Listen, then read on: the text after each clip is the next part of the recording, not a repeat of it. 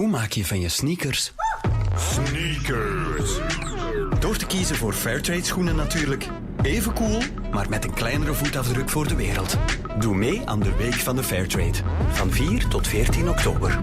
Weekvandefairtrade.be. Een initiatief van Enable en de Belgische ontwikkelingssamenwerking. M&M Live. pas pourquoi. Je te dis ça, mais comment et pourquoi?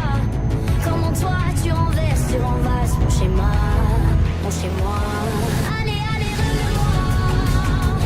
Allez, allez, surprends-moi. Raconte-moi n'importe quoi. Je te promets, ça m'ennuie pas. Allez, allez, dépasse-toi.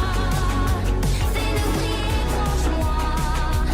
Invente ce qui se fait pas. Je te promets, ça m'ennuie pas. Y'a aujourd'hui, y'a demain. L'avenir pas vraiment serait bien. Oui, mais moi en l'attendant, je m'ennuie. Je suis jamais tranquille sur ma chaise. Je fais des thèses, des antithèses. Et comme rien ne change vraiment, je m'ennuie. Je te dis ça, mais je sais pas pourquoi. Je te dis ça, mais je ne t'attendais pas. Et je te prête et je te donne mon ennui. Et puis ma langue au chat. Allez, allez, remets-moi. Allez, allez, surprends-moi. Raconte-moi n'importe quoi. Je te promets, ça m'ennuie pas. Allez, allez, dépasse-toi. Fais-le briller, franchement. Invente ce qui se fait pas. Je te promets, ça m'ennuie pas. Je sens pousser le rythme, que l'on court, que l'on sprint jusqu'après la fin du monde. Et tu tiens plutôt bien la distance, oui je pense, pour arrondir mes angles et mes ombres. Allez, allez, allez, vas-y, ça va. Allez, loin moi, je dis.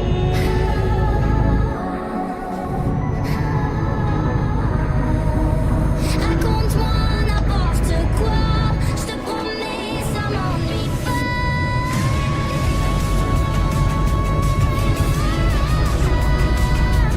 Invente ce qui se fait pas, je te promets, ça m'ennuie pas.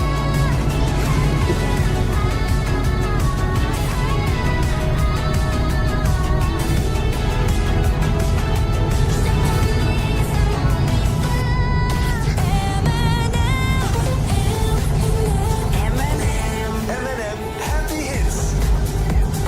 Music and more. Girl, I'm about to have a panic attack. I did the work, it didn't work. That truth, it hurts. That damn, it hurts. That lovey-dovey shit, was not a fan of it. I'm good with my friends. I don't want a man, girl. I'm in my bed. I'm way too fine to be here alone. On the other hand, I know my worth.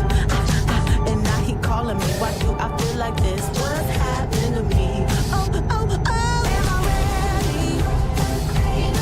Am I ready? What you talking about? Am I ready?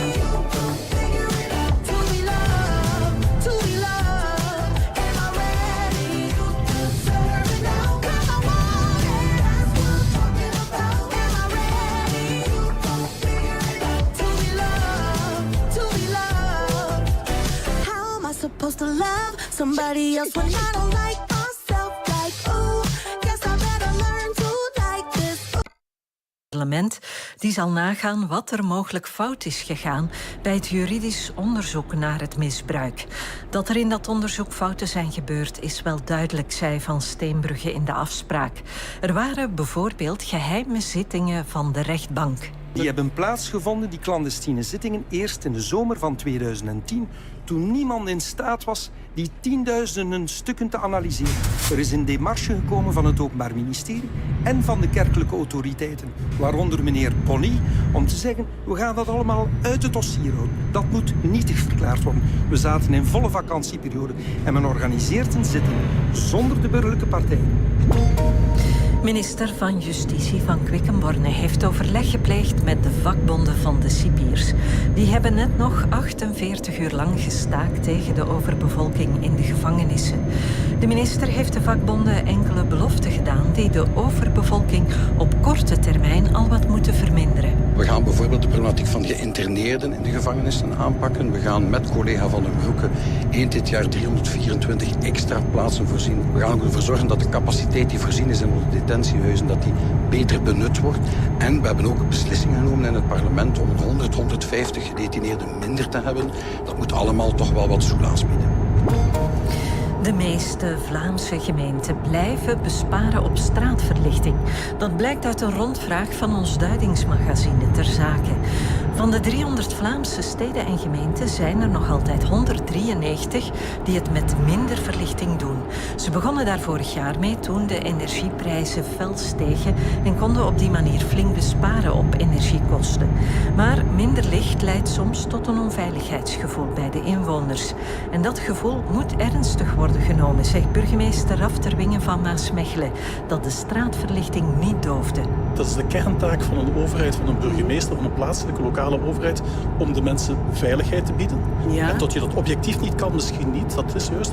Maar die subjectieve veiligheid is zeer belangrijk. En ik blijf erbij, ook voetgangers en fietsers die binnen een stedelijke omgeving, zoals Maasmechelen dat ook is aan het worden, ja, daar is die verlichting toch wel heel belangrijk om inderdaad korte trajecten te doen. Dus wat dat betreft denk ik dat het in het belang is van al onze burgers om het niet af te sluiten. Noord-Korea heeft een Amerikaanse soldaat uitgezet die deze zomer illegaal het land was binnengedrongen. De 23-jarige Travis King slaagde er in juli in om de zwaar bewaakte grens tussen Zuid- en Noord-Korea over te steken. Op dat ogenblik stond hij op het punt om naar de Verenigde Staten te worden teruggestuurd voor wangedrag. Travis King is nu via de grens met China overgedragen aan de Amerikanen. En die zeggen dat ze geen toegevingen hebben gedaan in ruil voor zijn vrijlating. Sport in de inhaalmatch in hoogste voetbalklasse tussen Antwerpen en Gent stond het halfweg 0-0. Tom Boudeweel, is er al iets aan veranderd in de beginfase van de tweede helft? Nee, want er zijn in dat openingskwartier van de tweede periode nog geen kansen geweest. Het is een beetje hetzelfde scenario als voor de rust. Heel veel balbezit voor de thuisploeg. Maar de egelstelling van AA Gent die houdt stand. En de Buffalo's hebben nog de beste kansen gekregen via Kuipers, Fofana en Joelsager. En het doelpunt van Kandus in de toegevoegde tijd werd afgekeurd door de VAR voor buitenspel. Dus nog geen doelpunten hier op de Bosuil in een heel gesloten topper. Dankjewel, Tom. Tegen het einde van de nacht wat lage bewolking, plaatselijk mist, minima tussen 10 en 18 graden. En morgen start zwaar bewolkt, daarna een zonnige periode in de namiddag, een maxima van 18 tot 21 graden. Meer in de app van VRT Nieuws. Radio 2. Radio 2 Unwind. Ontspannen genieten met Radio 2. VRT Radio 2.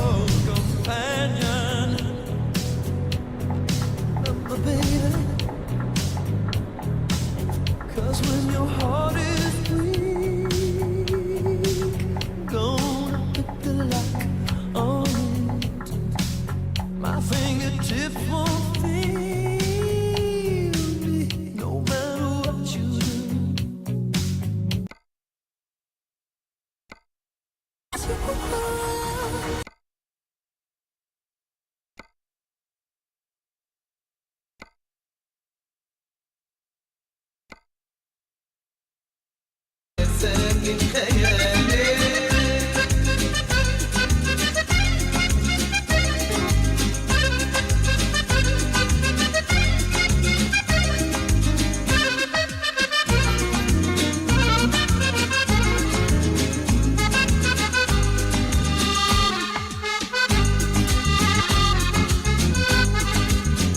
أجمل عيون في الكون أنا شفتها الله عليك الله على سحرها أجمل عيون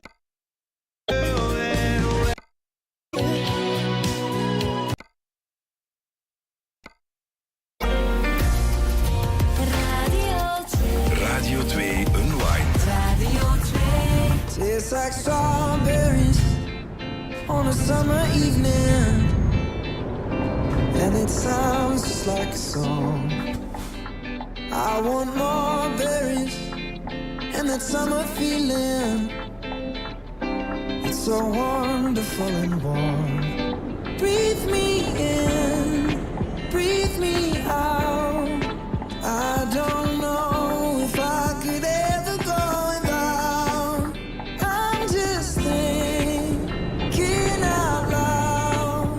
I don't know if I could ever go without watermelon sugar high, watermelon sugar high, watermelon sugar high, watermelon sugar high, watermelon sugar, strawberries.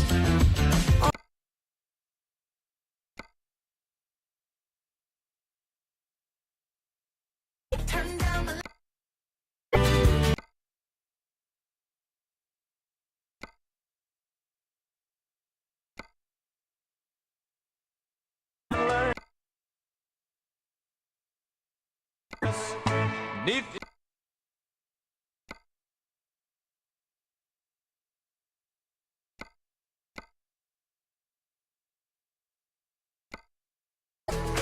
so sure of yourself, baby, don't get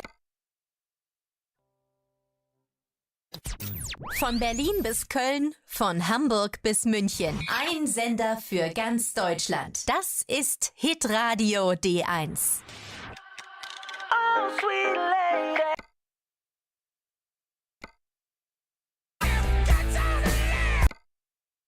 De lijn zoekt 50 techniekers. 50 techniekers die onze bussen, e-bussen, trams en onze infrastructuur onderhouden. 50 mensen die elke dag willen bijleren. 50 mensen voor een job met toekomst. Ook voor de planeet. Ontdek al onze vacatures en onze jobdagen op delijn.be/jobs. De Lijn. Beweeg mee naar minder CO2. Open your mind and search out the cure.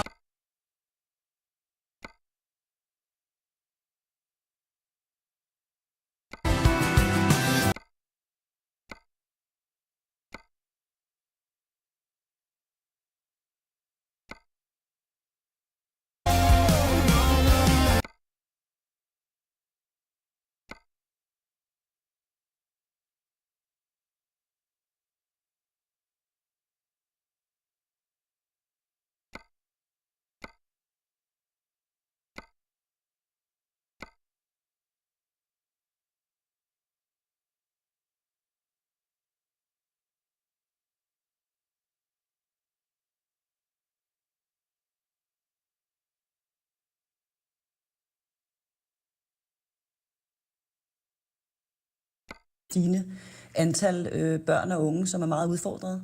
Så deres arbejdsbyrde er mindst lige så hård som vores. Så i virkeligheden er du klar til at få lidt mindre?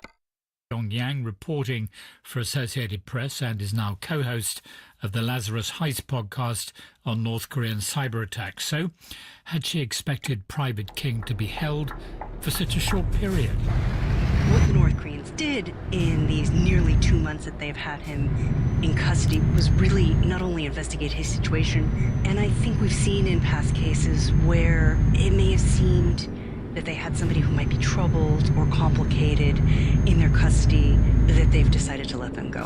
Now, the United States made very clear that even though the United States and North Korea are still in a technical state of war, But they did say very clearly that they did not want to treat this as a prisoner of war situation. So trying to avoid turning him into that type of a military pawn. And so I think that from the U.S. side, trying to really tamp down that potential. And so I think what we're seeing is a lot of signaling from the U.S. side, behind the scenes negotiations as well to make that clear. And from the North Korean side, looking at him, understanding that he was facing disciplinary charges, he still faces them, may have had a troubled immediate past, and that they would release him, and that maybe it was worth letting him go rather than holding on to him for a long time, which is also very difficult and dangerous. It does tell us, though, that there are lines of communication still open between the United States and North Korea, albeit ones that involve Sweden. Even though there's no diplomatic relationship between Washington and Pyongyang, there is a North Korean embassy in New York. That is the North Korean mission to the United Nations. So that has served as a channel in the past. I'm sure they played a role as well.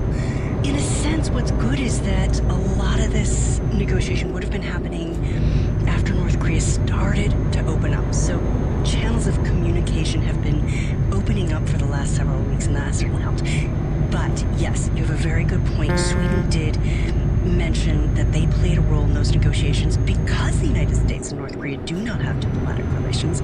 Sweden, which does have diplomatic relations with North Korea and has an embassy in Pyongyang, serves as the United States protecting power. And that was something that's important for me as a journalist in North Korea, as an American journalist in North Korea, to build that relationship with the people, the diplomats who would be coming to see me if I had any consular reason, because we don't have American diplomats in North Korea. And so what we do know, I don't know anything about the behind-the-scenes negotiations, but what we do know, what we're seeing, is that once the North Koreans decided that they were going to let this young man go, that they contacted the Swedes, and the Swedes were very quick to facilitate discussions and negotiations with the Americans, and it turns out the Chinese, to get him out of North Korea.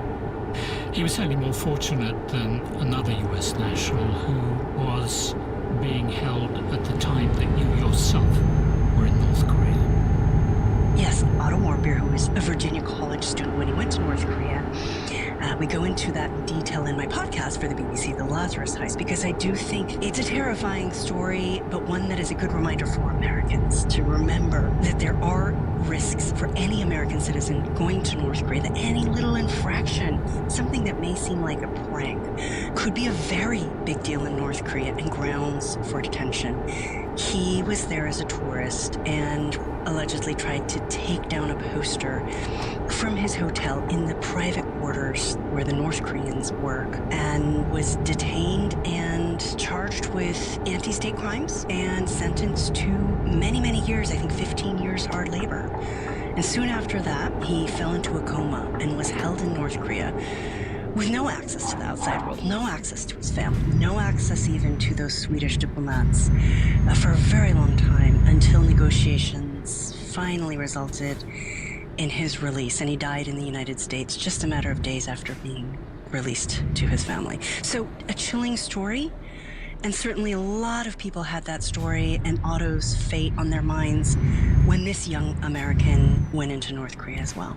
Would it not have made more sense simply to push him back across the border into South Korea? That's a very, very good point. He did cross that border. It's very right in the heart of the DMZ, which is the small, disarmed area that where he went into North Korea. They could easily have sent him back, and the North Koreans have certainly done that. But that is politically complicated for North Korea right now, because that would perhaps be seen as a concession to the United States and South Korea, the two, they've got troops from those countries on the other side. So perhaps the North Koreans wanted to make use of their connection and their communications with countries they do have diplomatic relations with, and that's Sweden and China.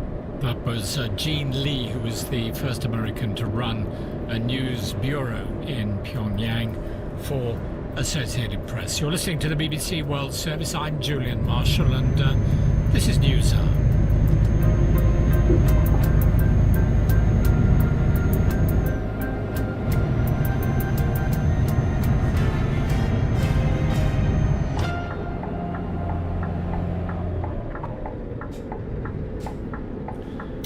Coming up, 6 young people take 32 countries to court, saying global warming threatens their physical and mental well-being. She's only 11 and she already knows that if we continue in this path, that she won't have a good life. I think it's amazing, but also it's very worrying. Like, why does she have to be worried about this? She should be just playing with her friend. The latest headlines from the BBC Newsroom: the American soldier Travis King, who fled to North Korea in July, is back in US custody after being expelled by Pyongyang. And the US State Department says it will work with allies to set up a monitoring mission for Nagorno-Karabakh. And police in Brazil have carried out fresh raids and arrests in connection with riots carried out by supporters of the former President Jair Bolsonaro after he left office.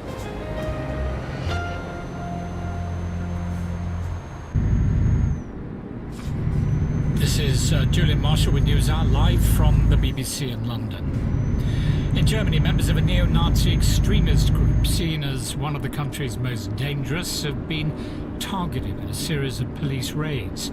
In the early hours of this morning, officers entered dozens of homes and offices linked to the racist and anti-Semitic group called Artgemeinschaft.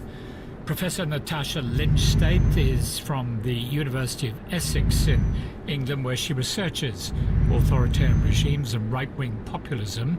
She told my colleague Paul Henley more about this group.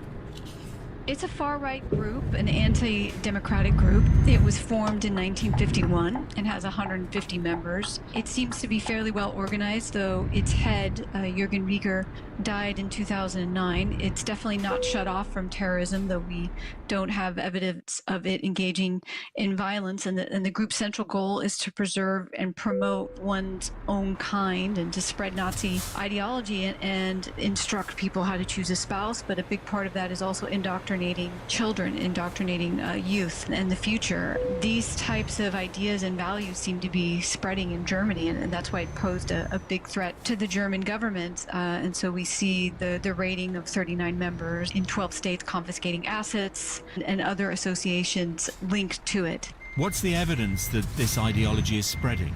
In general, there's concerns about the far-right ideology in Europe, but definitely in Germany. If we just even look at polling of the Alternative for Deutschland, it's surging in the polls. It already has over 21% in the autumn 2024 elections. We could see them so dominant in the East that it may be the other 3 or 4 parties have to join forces to keep it out of the government. And we just also have evidence of these far-right extremist groups that were so fringe and so unknown for a while that are coming out of the woodworks, that are more legitimized by the general global rise of far-right movements. We think that there are somewhere around 40,000 in Germany that are far-right extremists, and possibly 13 to 14,000 that are really possible of engaging in violence. So it's both the fact that in conventional politics we see a rise of this, but also in non-conventional forms of politics, with people joining these groups, more extreme groups, and them trying to spread their ideology. And in this case, the indoctrination of children in particular. What have you found out about that? Well, this is incredibly concerning. This is something that not just far-right groups, but some of the far-right extremist religious groups has done, and this is in order to preserve their ideology, to spread it, but to target children during their impressionable year. We found in research that when children are targeted, these values tend to stick. This type of far-right ideological indoctrination has a very negative psychological impact, which poses real concerns for just children's welfare.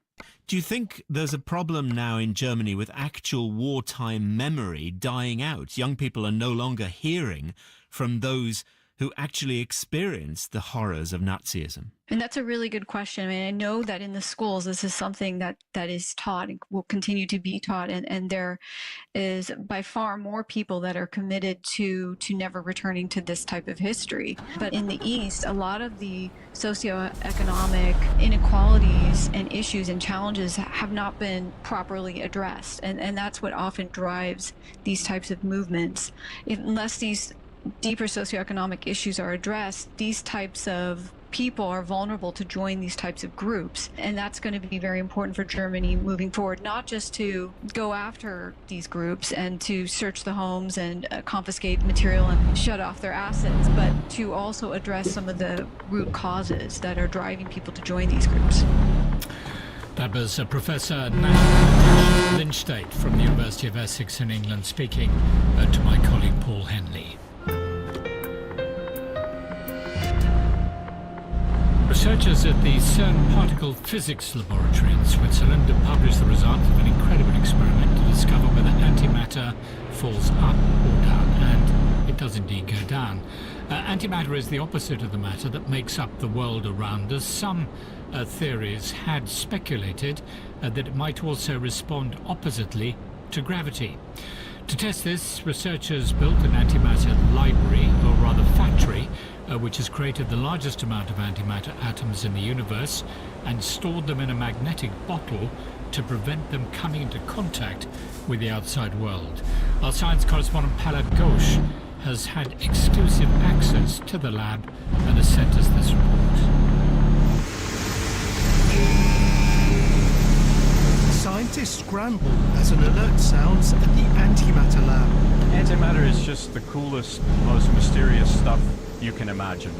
The coolest stuff is getting a little too warm. Professor Jeffrey Hangst and his team add liquid helium to keep it almost as cold can be. Absolute zero, the temperature of outer space. As far as we understand, you could build a universe like you and me made of just antimatter. To me, that's just inspiring to address one of the most fundamental open questions about what this stuff is and how it behaves. For answers, Jeffrey has built what he calls his antimatter factory. So we're in the center of the ring that provides us with the antimatter. So this is a place at CERN where they provide us with the antiparticles that we need to do our experiments. Our world is built of tiny particles called atoms, the simplest of which is hydrogen, which is made from a proton and an electron orbiting it. Antiproton request active. In the control room, researchers are collecting antiprotons and anti-electrons created by particle accelerators at CERN, and then mixing them to create anti-hydrogen atoms. What we're doing now is accumulating atoms, and after some hours, we'll actually do an experiment with them. But these particles are traveling at the speed of light. We have to slow it down with these very complicated machines in order to get it to a stage where we can catch it. The antimatter is then trapped in a magnetic field. 88,000 mixing triggers. The team turn off the magnet to see if the anti-hydrogen falls up or down. If it's up, it would revolutionize our understanding of physics. We found that antimatter falls towards the Earth in the same way that equivalent matter would. Is that not a bit of a disappointing result? Well, obviously if it went up, there's a Nobel Prize, right? If it goes down, everyone says, yeah, I told you so. But the work isn't over. There's wiggle room right now. Jeffrey's wiggle room is that the anti-hydrogen may fall at a slightly different rate to hydrogen. If that's the case, then he may still get his Nobel Prize. That's because any difference in matter and antimatter could explain why the universe is the way it is, according to Dr. Danielle Hodgkinson of the antimatter team. You might ask yourself, how do we live in this universe which appears to be almost entirely dominated by matter? This is what motivates our experiments. We measure the fundamental properties of antimatter, and that might be a clue towards how our theories need to be revised. Furiously writing equations on a blackboard, CERN's Dr. Irene Van Zuela is a physicist pondering those theories. She's among many who are eagerly awaiting the next set of results. Everything that is new and that especially goes against what we think it must happen is super interesting, because it means that we have to change something, and changes are fantastic. Beam is vetoed by sequencer. The scientists at the antimatter lab continue their work, knowing that the current theory does have to change, and they want to be the ones to make that happen, in order to answer one of the biggest questions, why the universe exists at all. Our science correspondent Palab Ghosh reporting from the CERN Particle Physics Laboratory in Switzerland. This is the BBC World Service, sharing human stories from around the globe. I want people to know through my music about the country Mongolia. It's very important that I have to spread this word. And one of the big parts of the story is joy, and the sense of joy being inclusive. This is the documentary from the BBC World Service. These forces are acting against all of us collectively, and so our destinies are explicitly bound. You want to see the rest of the world. This is one of the best preserved forests in Europe. I just love the feeling of just walking on the streets wearing whatever you want and no one says anything. We were quite surprised when we got there to find that the welcome was not as embracing as we hoped it would be. This is the documentary. Welcome to the documentary. The documentary from the BBC World Service. Discover more at bbcworldservice.com/documentaries or search The Documentary wherever you get your podcasts.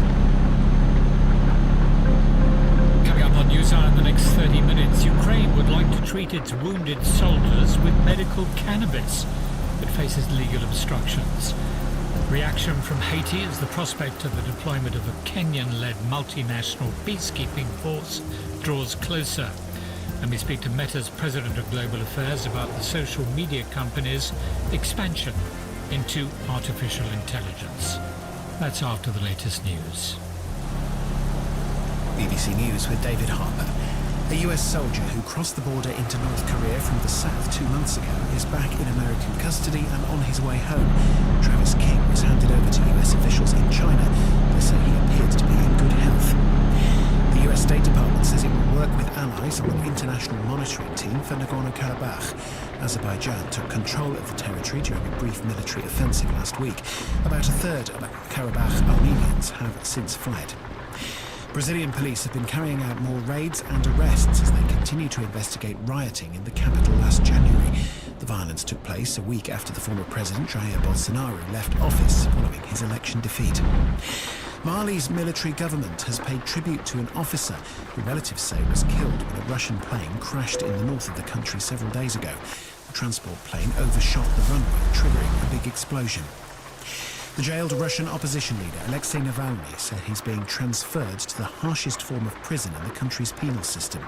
Last month, Mr. Navalny's sentence was extended from 9 years to 19. The US Senator Bob Menendez has pleaded not guilty to charges of taking bribes and extortion. Prosecutors say he used his influence as chairman of the Senate Foreign Relations Committee to help Egypt's government and interfere with investigations into 3 businessmen. The government in the Czech Republic has approved what's been described as the biggest arms contract in the country's history as an independent state. Prague has agreed to buy 24 F-35 fighter planes from the United States. Libya's eastern-based government has announced the creation of a fund for the reconstruction of the flood-hit city of Derna. At least 3,800 people are believed to have died, and many more are still missing after 2 dams collapsed following torrential rain. Officials say they'll host an international conference in October to attract funding. And that's the latest. BBC News. Welcome back to NewsHour. Ukraine is grappling with an enormous veterans crisis as a result of Russia's ongoing full-scale invasion. We've had a number of reports on NewsHour recently on the challenges of looking after thousands of injured soldiers, many of them amputees. Ukraine has been exploring a number of ways to help them, including medicinal cannabis, but current law is obstructing research into how effective the drug could be. Port Adams reports from Kiev. In a Kiev apartment, off-duty soldiers meet, smoke cannabis, and forget for a moment the things they've seen. They don't want to be identified. One is being treated for PTSD. For me, for us, cannabis is helpful. Without it, I can't sleep. It helps me to relax. I think it's important that everybody should have this. Danilo Yevtukhov suffered terrible burns to his face and hands during the Russian siege of Chernihiv in the early days of the war. Cannabis, he says, helped him deal with the pain. I was sleeping better, I was less nervous, I started to have good appetite. When I thought about my injuries, I felt like painful, but my attention started to be more flexible. At the Forest Glade Rehabilitation Centre, just outside the capital, treatment takes many forms. But the staff say they need more tools, including cannabis. Around the world, research suggests cannabis may be useful in the treatment of PTSD and trauma. But here in Ukraine, the law gets in the way. Professor Viktor Dosenko from the National Academy of Science is frustrated. We have to do clinical research to get more convincing evidence that it works and use that research to help our military and civilians, because we really are the global epicenter of PTSD. President Zelensky is urging change, pushing Parliament to legalize medicinal cannabis, allow research and production. What is not happening? You see, Serhiy Vlasenko of the opposition Motherland Party says he has nothing against medical marijuana, but he says the proposed new law does nothing to address Ukraine's urgent needs, and he's worried that it invites corruption. the law is not about helping people today. The law is about growing the marijuana in Ukraine and making that big business and making that private business. In the period of war, such risky for the society businesses should be controlled directly by the government. Most Ukrainians agree that medical cannabis ought to be available. Some of those we spoke to said privately they believed politically connected criminal interests were preventing change, protecting the country's lucrative black market. Until the politicians can agree on how to move forward, soldiers will have to carry on medicating themselves.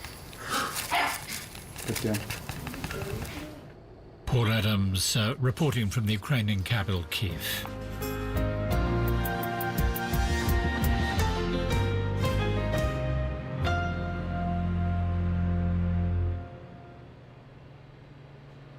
You're listening to News Hour from the BBC. I'm Julian Marshall.